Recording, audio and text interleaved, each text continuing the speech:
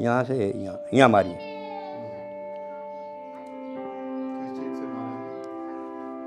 Pipe था इतने इतने लंबे, रार रार से।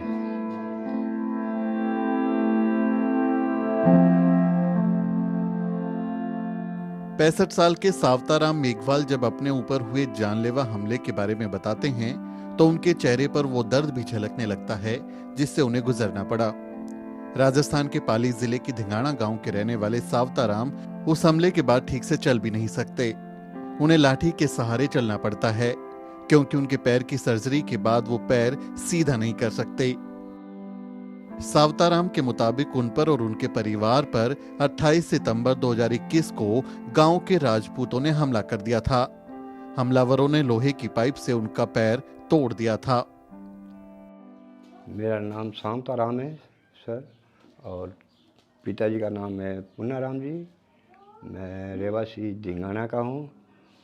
तो उसने आके क्या करा, उसने कन्नेपड़ी में ऐसे लगी तो मैंने ऐसे उसको गर्दन पे हाथ लगा दिया, जोर से लगा के मोड़ के उसको घेर दिया मंजे पे।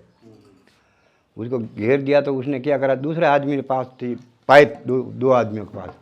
उसने क्या करा कि ये पाइप धड़ाधड़ 2-3 पाइप यहाँ मार दी, यहाँ से पैर तोड़ दिया। फिर मुझे आज को कोई पता है न कोई भी है।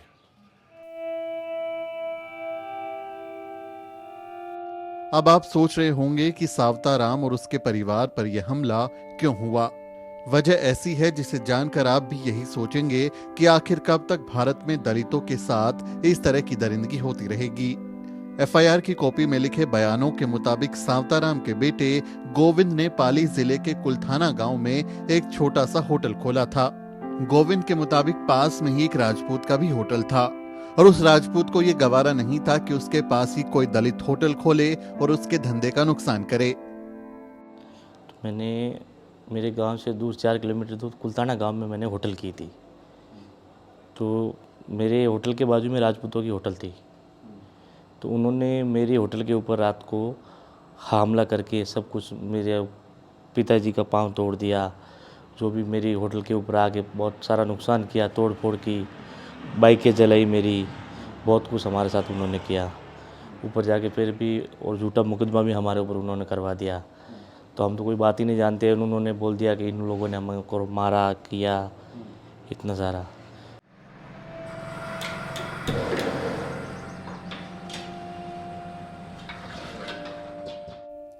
गोविंद यहाँ खाना खिलाकर अपने परिवार को पालने की कोशिश कर रहा था। उसे लग रहा था कि अब उसके अच्छे दिन आने वाले हैं, लेकिन जातिवादियों ने उसके सपनों पर पानी फेर दिया। उस समय सर बहुत अच्छे सपने थे और मैंने होटल चालू किया उधर। मेरे को अच्छा लगा, मेरे को अच्छा सेल भी हो रहा था, मेरा उधर अच्छा सेल हो रहा था। मैंने जैसे मैं समझ गया था कि मेरे गरीबी के दिन अब दूर हो जाएंगे, ऐसा मैंने सोचा था, दूर हो जाएंगे। मगर लोगों ने पूरा मेरा सपना तोड़ दिया, पूरा नहीं होना दिया। उन लोगों ने तोड़ फोड़ करके पूरा मेरी उम्मीदों के ऊपर पानी डाल दिया उन लोगों ने। तो डर के मारे मैंने सर वो बंद कर दिया।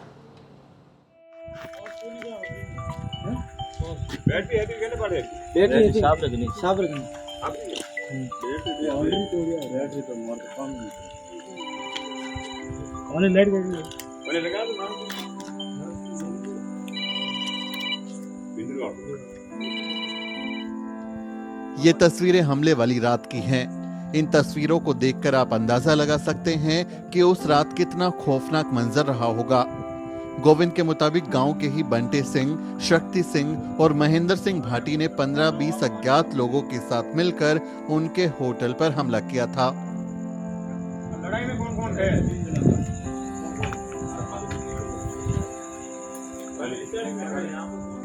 तो हम लोग उधर से, मेरे पिताजी सो रहे थे उधर, उन्होंने स्टार्टिंग में हमला किया ऊपर। पिताजी सो रहे थे, मैं इधर ही पाली पे, मैं इधर ही जॉब करता हूँ पाली में। तो पिताजी ने फ़ोन किया तो कहे कि ऐसा हुआ। हम इधर से गए, जब तक वो 15-20 लोग झुंड बना के बैठे थे इकट्ठा हो गए। तो उन लोगों ने डायरेक्ट, हम गए उधर तो हम जाके खड़े रहे थे और उन्होंने डायरेक्ट हमला ही कर दिया ऊपर।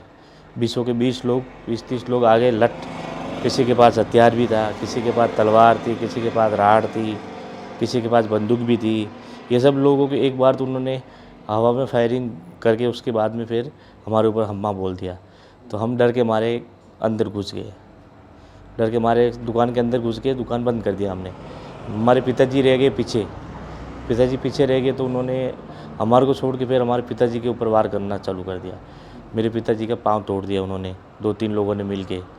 फिर उनको डराया धमकाया, तो हमारे को वो भी बोला तुम बाहर नहीं आएंगे तो तुम्हारे बाप को मार डालेंगे। तो हम डर के मारे हम बाहर नहीं आए। हमारे पिताजी को मारा तो पिताजी भी बहुत बेहोश हो गए पाँव जब उनका तोड़ा। हमले की रात गोविंद ने तो होटल के अंदर घुसकर अपनी जान बचा ली, लेकिन उनके पिता बाहर ही रह गए। सावताराम मेघवाल के साथ बर्बरता की सारी हदें पार कर दी गई और उसके निशान आज भी उनके शरीर और जहन पर मौजूद हैं। मोटरसाइकिल जलाई, इतना मुझे ध्यान था कि मोटरसाइकिल जलाई तीनों ही, और वो तोड़ी, सब कुछ किया। जब तक तो मुझे थोड़ा थोड़ा ध्यान था, उसी के बाद में फिर बाद में मुझे ध्यान नहीं रहा। इतना आया जो फिर बाद में ये पता नहीं कब तो मुझे अस्पताल ले गया है, कब कुछ किया है, मुझे कोई पता नहीं है। मेघवाल परिवार ने हमले के दौरान पुलिस से भी मदद मांगी। बार बार पुलिस को फोन किए, उन्हें बचा लेने की गुहार लगाई, लेकिन पुलिस चौकी चंद किलोमीटर दूर होने के बावजूद पुलिस को आने में 3.5 घंटे लग गए। ये सब करने के बाद हमने फिर रात के 11 बजे पुलिस को फ़ोन किया। तो 11 बजे फ़ोन किया, 2 बजे तक हम फ़ोन करते रहे, रोते रहे, मगर कोई पुलिस नहीं आई। 2-2:30 बजे के बाद पुलिस आने के बाद सीधा हमारे को बोलती है तुम लोगों ने झगड़ा किया, इसलिए उन लोगों ने तुम्हारे ऊपर आक्रमण किया होगा। तो हम तो कोई बात ही नहीं जानते। फिर ऊपर जाके उन्होंने फिर पुलिस वालों ने हमारे को धमकाना चालू कर दिया, ये ऐसा नहीं, ऐसा न वैसा न, अभी तुम इधर क्यों बैठे हैं, तुम यहाँ से जाओ, ये करो वगैरह, ऐसा कुछ बहुत कुछ हमारे को दबाने की कोशिश की थी। फिर हम कुछ बोल नहीं सके उनको, ज़्यादा बोलते तो हमारे को ही वो अंदर डाल देते। तो हम हाँ में हाँ मिलाते गए। जैसे फिर हमारे पापा को वहाँ से रोहित लेके गए, रोहित से पाली रेफर करवाया हमने। पाली बांगड़ अस्पताल में हमारे पापा का इलाज करवाया और बोले तो उनका पाँव का ऑपरेशन करवाया। उधर नहीं हुआ तो हमने कहीं बाहर भी लोकल इलाज भी लिया हमने, सरकार प्राइवेट हॉस्पिटल में भी जाके करवाया। जब भी अभी भी चलने में मेरे पिताजी की प्रॉब्लम होती है। पुलिस ने आईपीसी की धारा 147, 148, 323, 436, 427 और 342 के तहत मुकदमा दर्ज किया है। साथ ही SC/ST एक्ट की धारा 21R और 31S भी जोड़ी है, लेकिन अभी तक पीड़ित परिवार को ना ही मुआवजा मिला है और ना ही न्याय। पुलिस ने मुख्य आरोपी को गिरफ्तार तक नहीं किया, जिसके बाद से मेघवाल परिवार डरा हुआ है। जिस होटल को खोलने में मेघवाल परिवार ने अपनी जिंदगी भर की बचत लगा दी थी, अब उन्हें वहां जाने से भी डर लगता है।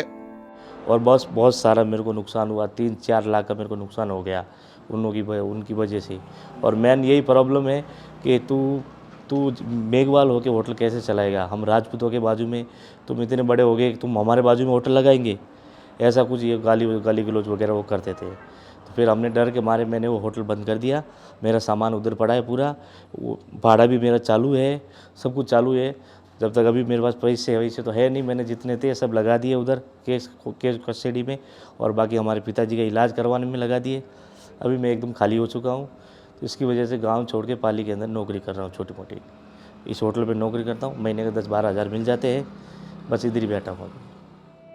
जो गोविंद पहले अपना खुद का होटल चला रहे थे, आज किसी और के होटल में थोड़े से पैसों के लिए नौकरी करने को मजबूर हैं। गोविंद की कहानी राजस्थान में उन असंख्य दलित परिवारों की कहानी की बानगी भर है जो आज भी जातिवाद का दंश झेल रहे हैं।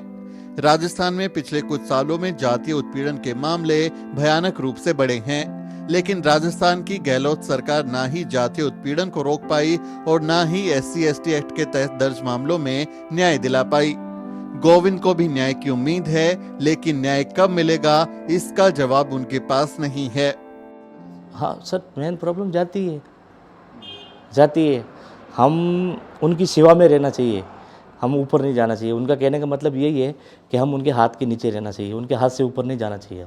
हमारा काम ये है उनकी हाजिरी उठाओ, वो जैसे बोले वैसे करो, हमारी मन मर्जी नहीं चलानी चाहिए, उनका ये है। तकलीफ़ तो सर अब किसको बताए, इससे अच्छा तो हम यही चाहते हैं कि छोड़ देंगे राजस्थान, और क्या करेंगे, बाहर सुकून की ज़िंदगी तो जिएंगे ना।